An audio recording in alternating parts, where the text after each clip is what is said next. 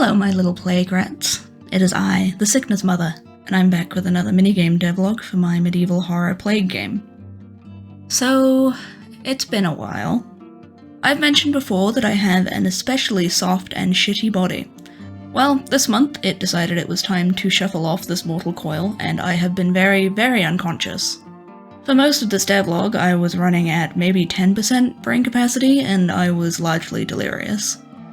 I'm mentioning this now because it turned into a complete mess, and at least this way I can make it funny. The footage was extremely choppy because I had to constantly stop to take a nap. I've done my best to make it smooth in editing anyway, but I also figured I'd include a nap counter because I think it's funny. So that's what this little guy in the corner is. If you're new to this project, first of all, I'm sorry that this is the first video that you've come across. And second, a quick overview. I'm working on a horror game where you play as a medieval doctor trying to save villagers from a terrible plague. This involves treating them using minigames, which kind of work like super dark Cooking Mama. And today, we're working through more of those minigames, specifically the alchemy-focused ones. At least, I was going to include all 3 alchemy minigames, but like I said, my body and mind was slowly being turned into a paste as of late. So instead, we're just going to cover the first 2, which is tea and tinctures. To keep things brief, certain treatments have tiers, which act as more complicated but also more effective versions of the treatment.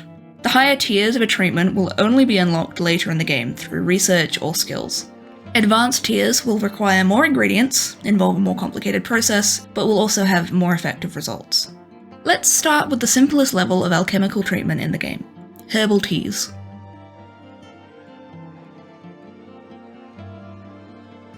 This one's pretty easy. You take some herbs, drop them in some boiling water, and pachow, tea.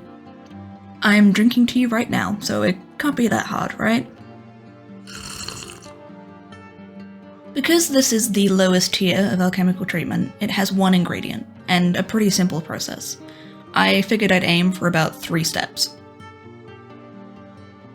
I said I was delirious, okay? Don't judge my kettle drawing. He's fine. He's beautiful. If these strange scribbles are hard to understand, let me break it down more clearly for you. First, you put some herbs in a mortar and pestle and grind them up to release all of their juices and stuff. Then you put them into a kettle along with some water and wait for it to boil. And finally, you pour the tea out of the kettle and into a cup. Yes, this is technically 4 steps, but one of those steps is just do nothing, so I'm gonna leave it. As usual, I'm going to focus on making these feel tactile and satisfying. I want to pull you in with these minigames and make the doctor's actions feel more real than if you were just clicking on buttons in a menu. And immediately, the plan has changed just a little bit. Looking ahead, quite a few of my minigames are going to involve a mortar and pestle, and I kinda wanted some variety in the actions that you're doing for each one. So after some research, it turns out medieval people would have often crushed herbs for this with a big rock, monkey style. Plus, I figured it was an excuse to have a nice dragging effect with some crispy, scrapey audio as you crush the herbs. Oh hey, the basic setup is done. So, I've mentioned my brain was mostly pudding while I was making this, and that led to some strange choices. This is where I'd normally show you some nice footage of me testing the basic functionality of the minigame, so you can see the progress over time.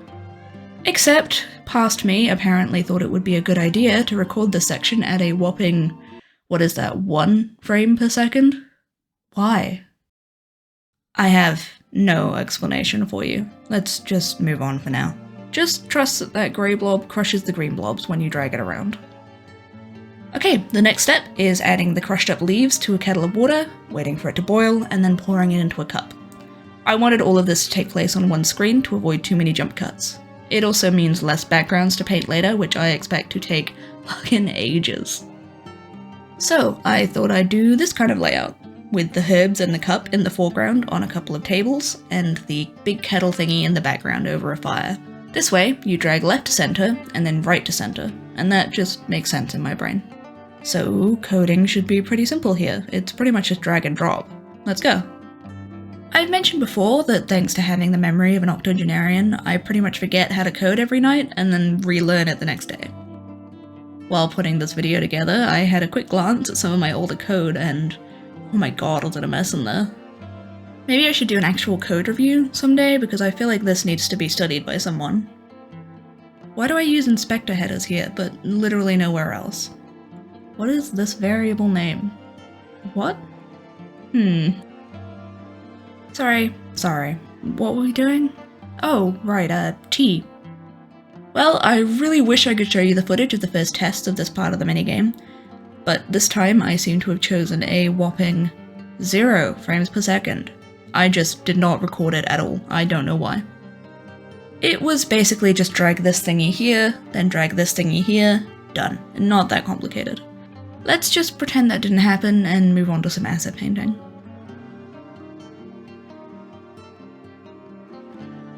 Wow, great start. I didn't record any of me painting this rock. This is basically the same thing, right? Just, oh, whoa, look at that, I'm painting it. Ooh.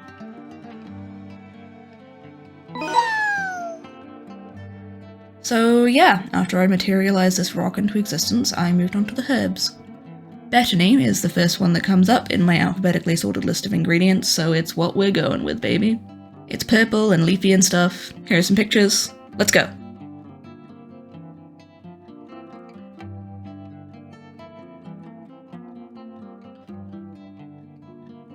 Don't judge me, flowers are hard, okay?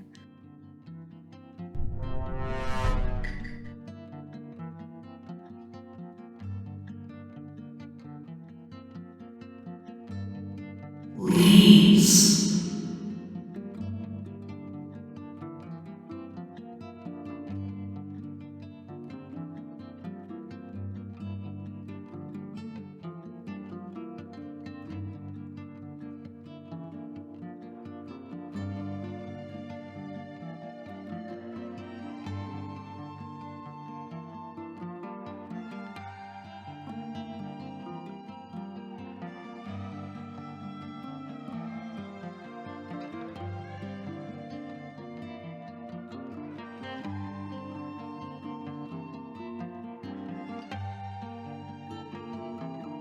So this is where I needed to draw crushed versions of each of the herbs, and it's also the point where I realized I have no idea what a crushed herb looks like.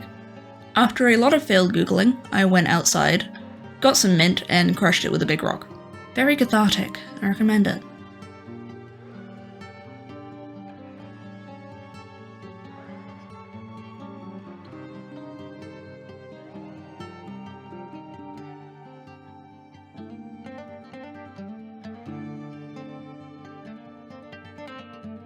Okay, I don't really know what's happening here. It's happened a few times already in the footage and I've just skipped over. This is at 25 times speed. Are you okay, buddy? I think I might have fallen into some kind of fugue state, or like a possession or something. I had to edit so much out.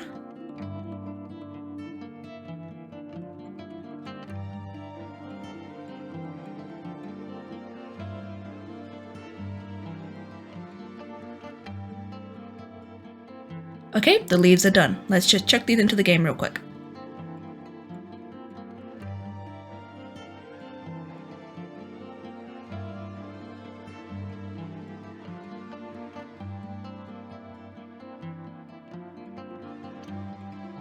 And now it's time to draw the assets for the next scene. At this point, I definitely didn't fall into a multi-hour research hole about what a medieval peasant would drink tea out of. I don't know why you'd even ask that, that's a pretty weird question. Anyway, a medieval peasant would likely be drinking out of a simple clay cup, maybe with some glaze, usually coloured green using copper.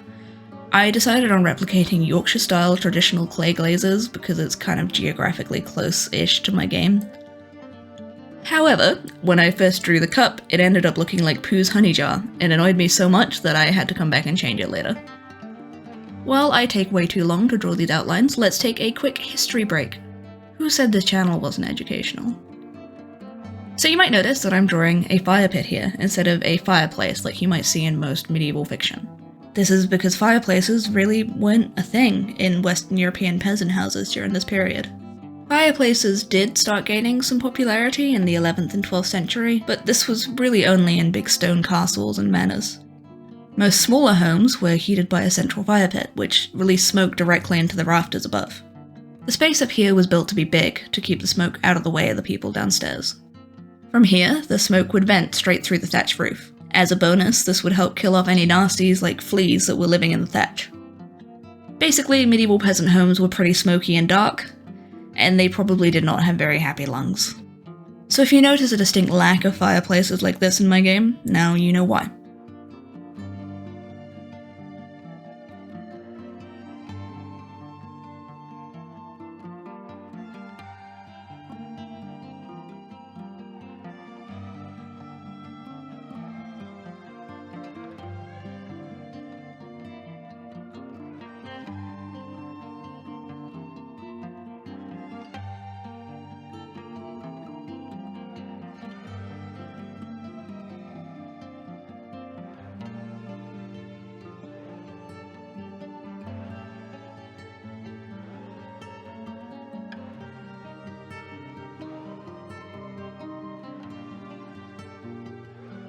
Right, it was about here that I decided there was just too much brown.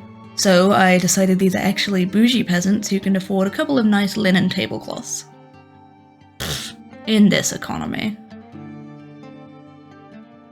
I also added that green glaze to the pot to try and offset the brown a little bit.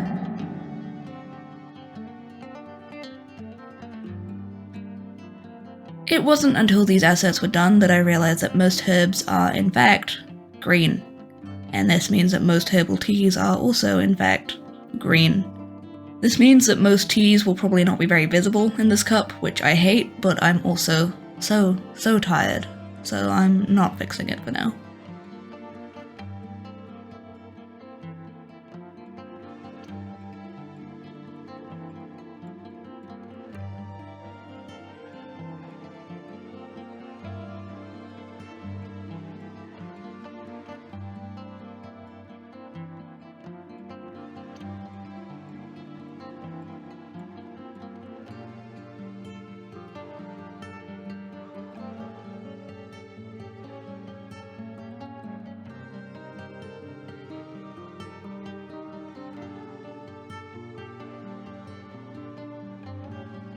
Herbs. It's herb time.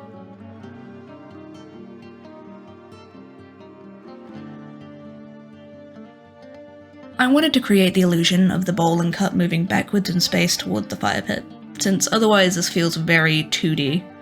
And what do things do when they move away? Well, they get smaller, so I wrote a script that makes them get smaller the closer they are to the kettle. Honestly, this worked way better than I thought it would. I'm very pleased. 10 out of 10.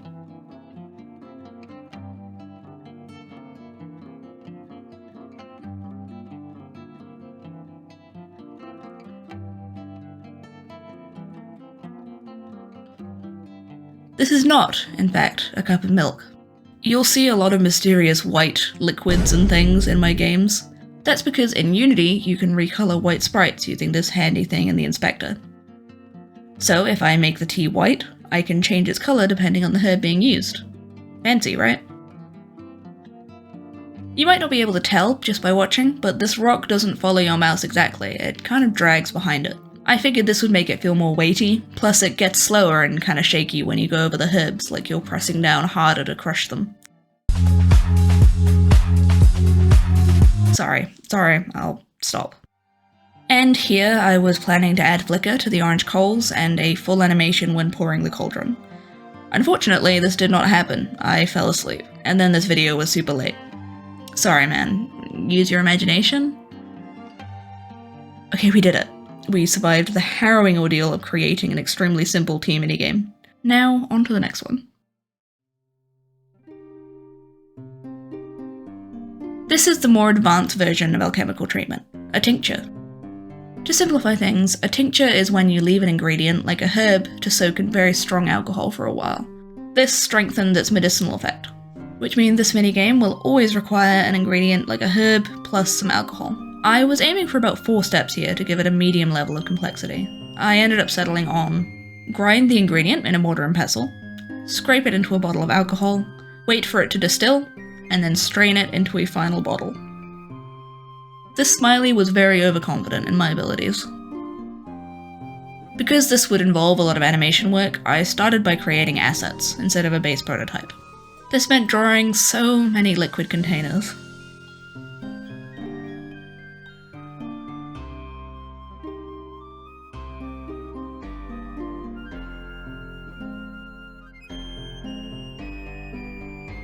This mortar kind of looked like a bad and weird fish, so I gave him legs and a wide, confident stance. Kinda like what happened to us back in the day. Gotta make sure I have my reference images up so that I remember that rocks are, in fact, grey.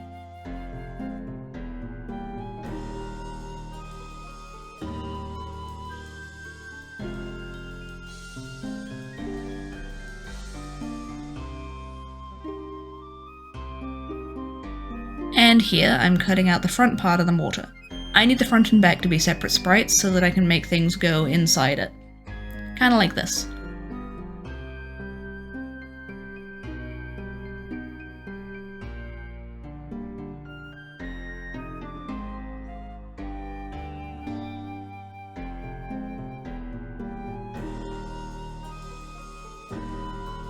And here we see the return of the weird white substance. This time it's mush on the mortar and pestle, which can change according to whatever herb you're crushing up in there. Next, we're drawing an amphora. I don't actually have much to say here, I kind of just wanted to say the word amphora. I'm also drawing a little glass bottle to put the tincture in, since I feel like the doctor is extra enough to bring some along with him for this purpose. Realistically, glass containers like this would be very uncommon in a small village in this time period. They look pretty, and they make the animations more interesting to watch, so here they are. In reality, they would probably be using clay pots. Feel free to cancel me for my inaccuracies. I thought you should know that this type of bottle is called a demijohn. I didn't until I spent 20 minutes researching bottle shapes. I'm sorry, I don't know what happened here. I was fighting demons that night, man.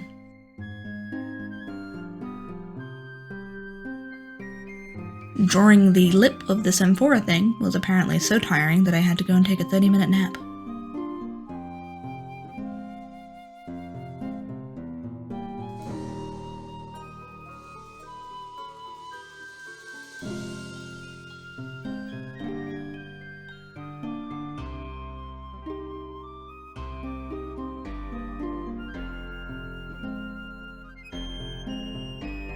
So this weird little dude is a scraper, often used to extract mush from a mortar. Wooden spoons would also have been used, but I'm gonna have a whole lot of wooden spoons in my minigames, and I kinda wanted some variety. I like taking risks in life sometimes, you know?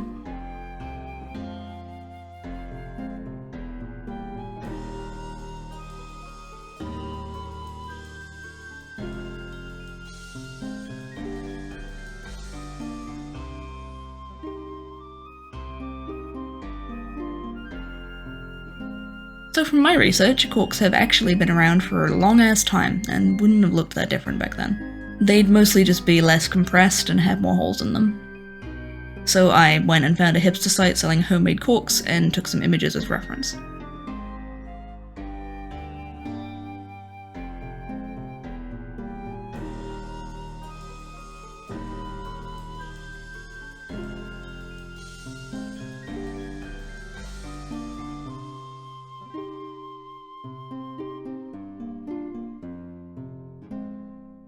I have vivid memories of spending a really long time drawing Scooby-Doo trapped in this glass bottle, but I cannot find it anywhere in the footage. I don't know if that was real or if it was just some kind of hallucination. Painting glass when you intend it to move smoothly in a 2D scene is pretty hard. I couldn't really find any info on how people have done it in the past, so I came up with my own system. I started by painting this weird back of the bottle, and then painted a front version. Then I overlaid them and lowered the opacity, and it creates a pretty convincing effect. And then if you put things between them on the sprite layers, it looks like it's inside the bottle. And then I made a mask for the inside of the bottle, with a bit of a gap given for the thickness of the glass. And then I made a mega wide liquid sprite, restricted it to the mask, and put it between the two glass layers. And voila! Oh hey, I forgot to record a huge chunk of time again. Fun! This bottle's got a little label, because he's fancy like that.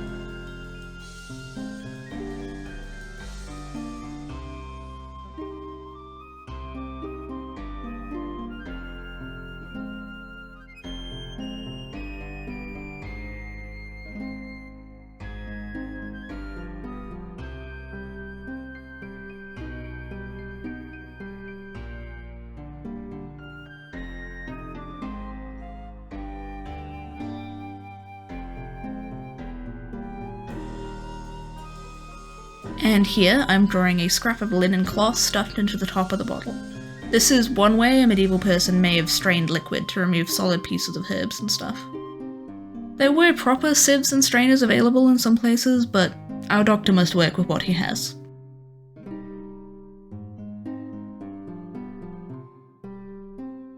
I completely wung this drawing, by the way, so I really hope it's readable.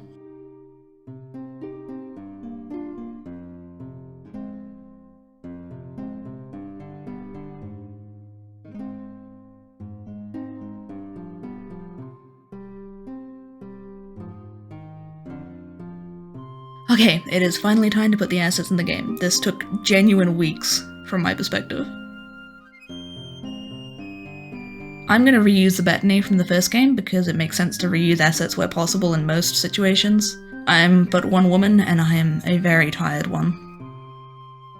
I wanted the herbs to be visible before they went into the mortar so that you could see that they're different depending on what herb you've chosen, but I also didn't want to add an extra step to the process. So I made them drop from the sky at the start of the minigame. Don't question it too much. I also did some stuff in the background that made this happen. Don't worry about it, I will fix that at some point, and it shouldn't impact anything for now. Oh look, code. I'm sure this will work flawlessly, first try.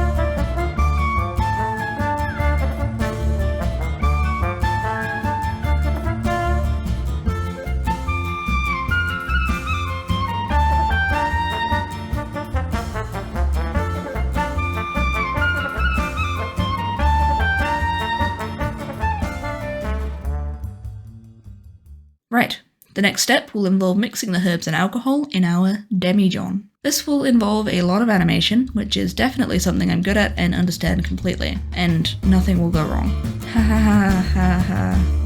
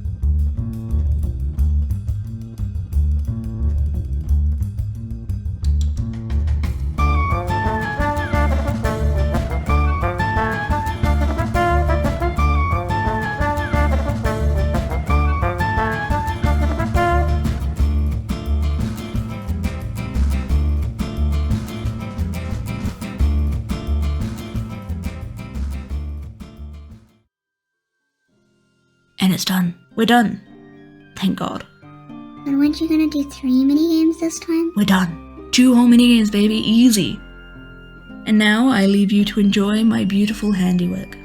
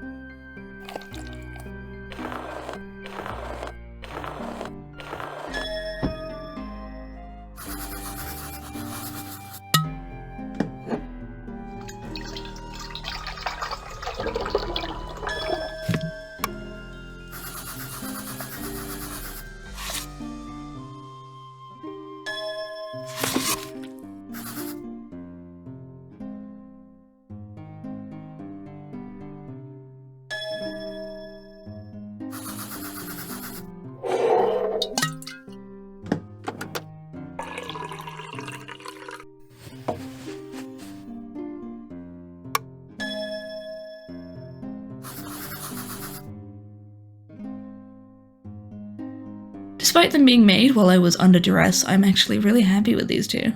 I especially like this little effect with the herb bits and the changing liquid colour. Please admire it with me for a moment. I'm very pleased.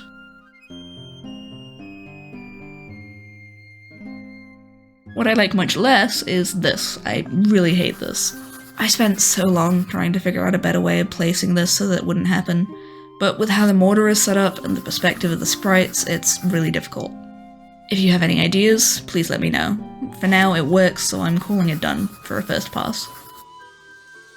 My philosophy in game design is that it's much easier to turn something shit into something good than to turn nothing into something good. So, first make shit that works, then make it good. For this reason, I try to get everything mostly working before getting dragged down into detail and perfection. I'm also going to go back and add that pouring animation and flickering fire and finish off the fireplace sprite at some point. But that point is not now. And I need to find a different font for these minigames. Treatment Lomplete is haunting me. I'm trying to sleep and it just keeps standing over my bed at night. And I think that's it. Thank you so much for watching, and I really am sorry for the massive delay. Unfortunately, my mortal shell is a very frail one, and sometimes it just gives up on me for a while. But hey, I'm starting to feel a bit better now, and hopefully things will pick up in coming weeks. I've got a whole bunch of stuff planned. Just you wait. The next video will be another character speed paint and narrative snippet. The folks over on Discord actually got to pick who it will be about, so if you want to vote on future videos, head down to the description and hit the invite link. The people there are really lovely, and they post pretty funny stuff. I'm also fairly active and happy to answer any questions you have. As always, I really appreciate your interest in my weird little project. It would help me out heaps if you liked and subscribed, and I'm always keen to hear your thoughts in the comments. And that's all for now. I'm gonna go nap for 3 days. See ya!